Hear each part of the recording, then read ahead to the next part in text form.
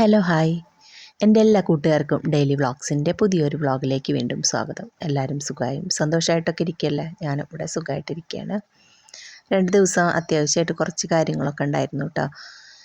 മഞ്ഞൾ കൊടുന്നിട്ടുണ്ടായിരുന്നു, പച്ചമഞ്ഞൾ. അപ്പോൾ അത് പുഴുങ്ങി ഉണക്കാനുണ്ടായിരുന്നു. പിന്നെ ടോപ്പുകൾ തയ്ക്കാനാണ് കേട്ടോ. 1-2 തുണി കുറേ ദിവസമായി എടുത്തു കൊടുന്ന് വെച്ചിട്ട് വീട്ടിലിടാനായിട്ടുള്ള ടോപ്പുകൾ തയ്ക്കാൻ വേണ്ടിയിട്ട്. അപ്പോൾ എല്ലാ ഡ്രസ്സൊക്കെ നാശമായിട്ടുണ്ട് കേട്ടോ.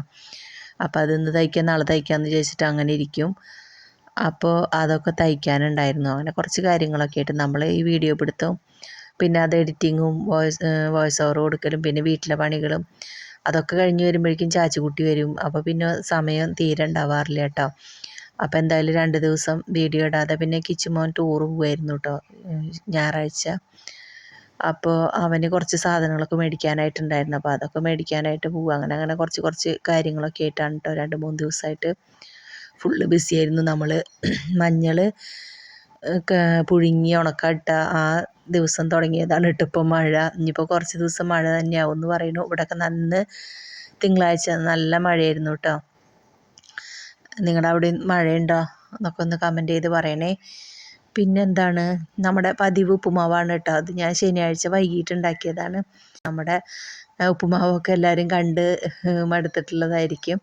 എന്തായാലും ഞാൻ അന്നൊന്ന് എടുത്തു വെച്ചു കേട്ടോ. കുറേ ദിവസമായാലും നമ്മുടെ ഈ പുതിയ വീഡിയോ ഇപ്പോൾ ഇടാൻ തുടങ്ങിയതിന് ശേഷം നമ്മൾ ഈ വീഡിയോ നമ്മുടെ ഉപ്പുമാവ് കാണിച്ചിട്ടില്ലല്ലോ. അപ്പോൾ എന്തായാലും അതൊന്ന് എടുത്തു വെച്ചു. വീഡിയോ ഇടുന്ന സമയത്ത് ഇതും കൂടെ ആഡ് ചെയ്യാമെന്ന് വിചാരിച്ചിട്ട്. ഇന്ന് പക്ഷെ നമ്മുടെ വീട്ടിലെ മറ്റുള്ള വിശേഷങ്ങളും അത് ഒന്നുമില്ല കേട്ടോ. 2-3 കാര്യങ്ങൾ കുക്കിംഗ് മാത്രമേ ഉള്ളൂ. അപ്പോൾ അത് ഈ ഒരു കടായി നിങ്ങൾക്ക് ഓർമ്മയുണ്ടോ? അത് കുറേ ദിവസമായി നമ്മൾ വീഡിയോയിൽ കാണിച്ചിട്ട്. അപ്പോൾ എന്തായാലും ഇത് തന്നെ ഇരിക്കട്ടെ എന്ന് അടുപ്പത്തെന്ന് വിചാരിച്ചിട്ട് അത് വെച്ചു കൂട്ടാ. ചൂടായ സമയത്ത് കുറച്ച് വെളിച്ചെണ്ണ ഒഴിച്ച് കൊടുത്തിട്ട് കടുക് പൊട്ടിച്ചു. കുറേ അധികം തന്നെ ക്യാരറ്റും സവോള കുറച്ചിട്ടിട്ടുള്ളൂ കേട്ടോ. സവോളയും പച്ചമുളകും ഒക്കെ കൂടി ചെറുതാക്കി കട്ട് ചെയ്തിട്ട് എല്ലാം കൂടെ ഒപ്പം തന്നെ അങ്ങോട്ട് ഇട്ട് കൊടുത്തു. കുറച്ച് കറിവേപ്പിലയും പിന്നെ നാളികേരം ചിരകിയതൊക്കെ ഇട്ട് കൊടുത്തു. ആ സമയത്ത് ഞാൻ നമ്മുടെ സൂചി ഗോതമ്പാണ് കേട്ടോ ഈ ഉപ്പുമാവ് ഉണ്ടാക്കുന്നത്. അപ്പോൾ സൂചി ഗോതമ്പ് കഴുകിയിട്ട് കുക്കറിലിട്ടു. അതിൻ്റെ ഒപ്പം തന്നെ വെള്ളം നിൽക്കണ പോലെ ഒഴിച്ചു കൊടുത്തിട്ട് ഒരു വിസിൽ വന്നപ്പോൾ ഓഫ് ചെയ്തിട്ടിട്ടുണ്ടായിരുന്നു. അപ്പം നല്ല വേവ് കൂടിയിട്ടും ഒന്നുമില്ല കേട്ടോ. നല്ല കറക്റ്റായിട്ട് വെന്തിട്ടുണ്ടായിരുന്നു. ഒട്ടിപ്പിടിക്കൊന്നുമില്ല. ഇതെടുക്കണ സമയത്ത് കുക്കറിൻ്റെ ആ ഒരു ഷേപ്പിൽ ഉണ്ടായിരുന്നു. പക്ഷെ അത് കയ്യിൽ വെച്ചിട്ട് ഒന്ന് തട്ടിക്കൊടുത്താൽ ഒന്ന് പതുക്കെ അമർത്തി കൊടുത്താൽ അതങ്ങനെ ഒക്കെ വേറിട്ട് വന്നോളും. അങ്ങനെ എല്ലാം കൂടെ മിക്സ് ചെയ്ത് അവിടെ വെച്ചു. ആവശ്യത്തിനുള്ള ഉപ്പ് ഇട്ടിട്ടാണ് കേട്ടോ നമ്മൾ സൂചി ഗോതമ്പ് വേവിച്ചത്. പിന്നെ ഈ വെജിറ്റബിൾസിലേക്ക് ആവശ്യമുള്ള കുറച്ച് ഉപ്പ് വേറെ ഇട്ട് കൊടുത്തിട്ടുണ്ടായിരുന്നു. അങ്ങനെ നമ്മുടെ അടിപൊളി ഉപ്പുമാവ് റെഡി ആയിട്ടുണ്ടായിരുന്നു. അപ്പോൾ അതങ്ങനെ അടച്ചു വെച്ചു. കാണാനും നല്ല ഭംഗിയുണ്ടല്ലേ, കഴിക്കാനും നല്ല ടേസ്റ്റാണ്. ഇത് ഇവിടെ മക്കൾക്കൊന്നും ഇഷ്ടമില്ല കേട്ടോ. അപ്പോൾ രാത്രി സമയത്ത് തന്നെ ഉണ്ടാക്കാനായിട്ട് പറ്റുള്ളൂ. ഇപ്പോൾ രാവിലെ നമ്മൾ ബ്രേക്ക്ഫാസ്റ്റിനൊക്കെ ഉണ്ടാക്കിയിട്ട് വെച്ചെങ്കിൽ പിന്നെ അവർക്ക് വേറെ എന്തെങ്കിലും ഉണ്ടാക്കാൻ നിൽക്കണം. അല്ലെങ്കിൽ പിന്നെ അവർ തീരെ അത് കഴിച്ചു എന്ന് വരുത്തിയിട്ട് അങ്ങനെ പോവുക. അത് കാരണം കൊണ്ട് രാവിലെ അങ്ങനെ അത് ഉണ്ടാക്കാറില്ല കേട്ടോ. അന്ന് പിന്നെ ഒന്നും ഞാൻ വീഡിയോ എടുത്തില്ല കേട്ടോ. പിന്നെ അന്ന് പകൽ ഞാനൊരു പഴംപൊരി ഉണ്ടാക്കിയിട്ടുണ്ടായിരുന്നു. ഇത് നമ്മളെപ്പോഴും ഉണ്ടാക്കണ പോലെ അല്ല കേട്ടോ. ഇത് മുന്നേ ഒരു വീഡിയോയിൽ ഞാൻ കണ്ടിട്ടുണ്ടായിരുന്നു. നമ്മുടെ കടയിൽ നിന്നൊക്കെ മേടിക്കണ അതൊരു ടേസ്റ്റ് കിട്ടാൻ ഇങ്ങനെയാണ് ചെയ്യുന്നത് എന്നൊക്കെ പറഞ്ഞിട്ട് നല്ല വൈറലായിട്ടുള്ളൊരു വീഡിയോ ആയിരുന്നു കേട്ടോ. അപ്പോൾ അതുപോലെ ഒന്ന് ഉണ്ടാക്കി നോക്കാമെന്ന് വിചാരിച്ചിട്ട് ഞാൻ തലേദിവസം നമ്മൾ അരച്ച് വെച്ചിട്ടുണ്ടായിരുന്ന ദോശയ്ക്ക് അരച്ച് വെച്ചിട്ടുണ്ടായിരുന്ന മാവ് ഉണ്ടായിരുന്നു കേട്ടോ. അപ്പോൾ അത് ഒരു ടീസ്പൂണ് ഒഴിച്ചു കൊടുക്കുക. പിന്നൊക്കെ നമ്മൾ സാധാരണ ചെയ്യുന്ന പോലെ തന്നെയാണ് കേട്ടോ. മൈദയും അതിലേക്ക് കുറച്ച് മഞ്ഞൾപ്പൊടിയും ആവശ്യത്തിനുള്ള ഉപ്പും. ഞാനെപ്പോഴും പഴംപൊരി ഉണ്ടാക്കുന്ന സമയത്ത് ഒരു 1/2 ടീസ്പൂണ് പഞ്ചസാര ഇട്ട് കൊടുക്കാറുണ്ട് കേട്ടോ. അപ്പോൾ ഒന്ന് മൊരിഞ്ഞ് വരും, ഇത്തിരി ഡാർക്ക് കളറും കിട്ടാറുണ്ട്. അല്ല നിങ്ങൾക്ക് യെല്ലോ കളറായിട്ട് അങ്ങനെ നിൽക്കണമെന്ന് വെച്ചെങ്കിൽ നമുക്ക് പഞ്ചസാര ചേർക്കണ്ട കേട്ടോ. ഞാൻ ഉണ്ടാക്കുന്ന സമയത്ത് നല്ല മൊരിഞ്ഞ് നിൽക്കട്ടെ എന്നൊക്കെ വിചാരിച്ചിട്ട് പഞ്ചസാര ഇത്തിരി ചേർത്ത് കൊടുക്കാറുണ്ട്. വേറൊരു ഇത്തിരി ടേസ്റ്റ് വ്യത്യാസം ഉണ്ടാവാറുണ്ട് കേട്ടോ.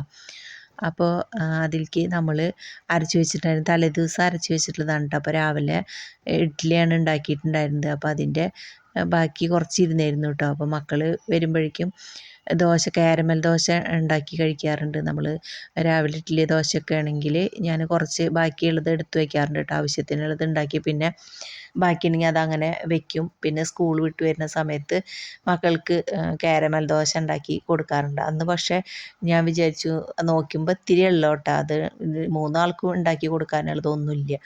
അപ്പോൾ പിന്നെ അതിൽ നിന്ന് കുറച്ച് എടുത്തിട്ട് ഞാൻ നമ്മുടെ ഈ ഒരു പഴംപൊരി ഉണ്ടാക്കണ മാവിലേക്ക് ഒഴിച്ചു കൊടുത്തിട്ട് അങ്ങനെ അതിൽ മുക്കി ഉണ്ടാക്കിയെടുക്കുകയാണ് കേട്ടോ ചെയ്തത്.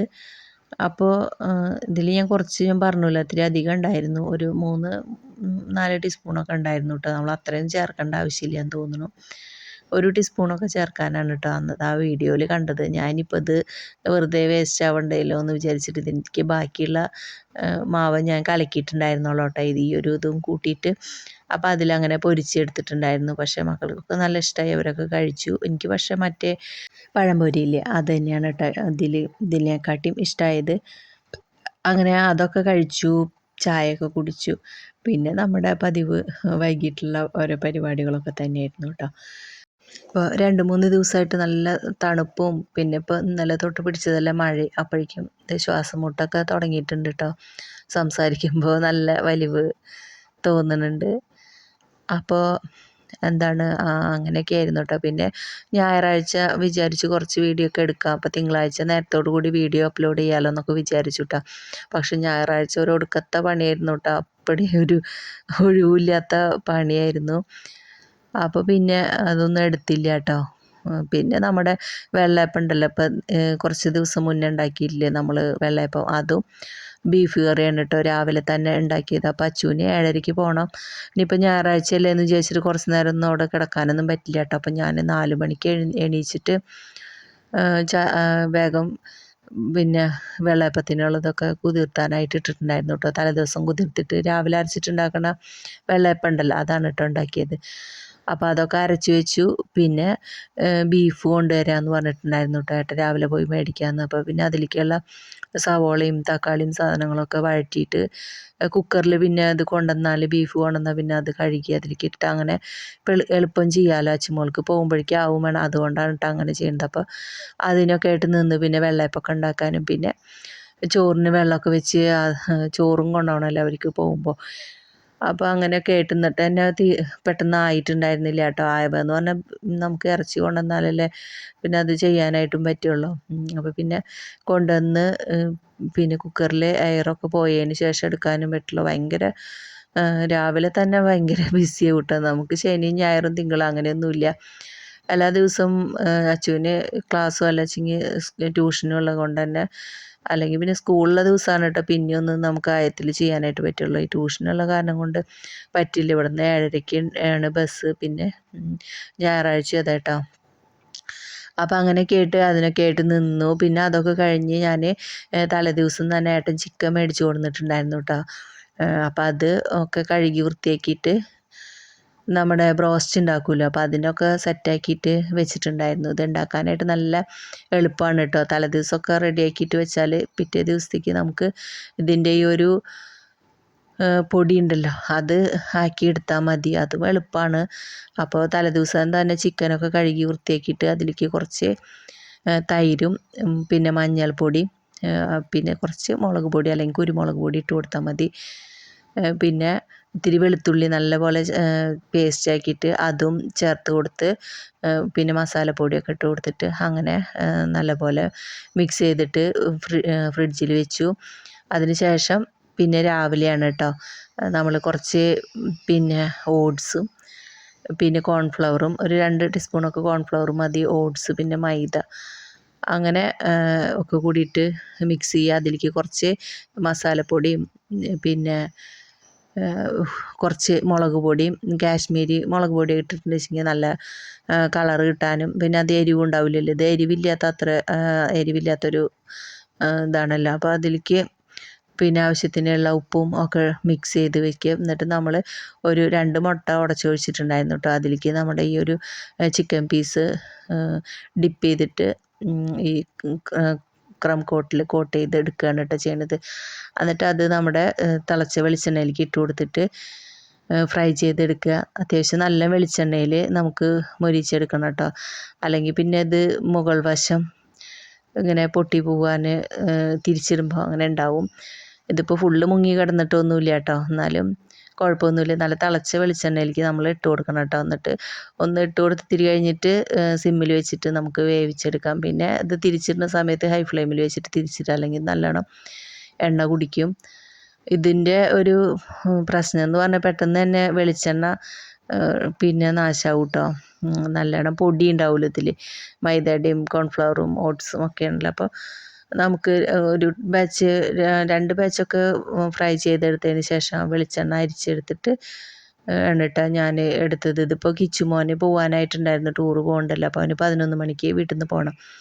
അപ്പോൾ അവൻ ഇത് കണ്ടിട്ട് പിന്നെ കഴിക്കാണ്ട് പോകുമ്പോൾ നമുക്കൊരു സമാധാനം ഉണ്ടാവില്ല. അപ്പോൾ അവൻ 2 ലെഗ് പീസ് വേണമെന്ന് പറഞ്ഞിട്ട് നിൽക്കുകയാണ് കേട്ടോ. അപ്പം ഞാൻ വേഗം തന്നെ അതൊക്കെ ഫ്രൈ ചെയ്തെടുത്തു. പിന്നെ ചാച്ചുകുട്ടിയും കിച്ചുമോനാണ് കേട്ടോ അത് മുഴുവൻ കഴിച്ച് തീർത്തത്. പിന്നെ ഏട്ടനൊരു കല്യാണം ഉണ്ടായിരുന്നു, അതിന് പോയി.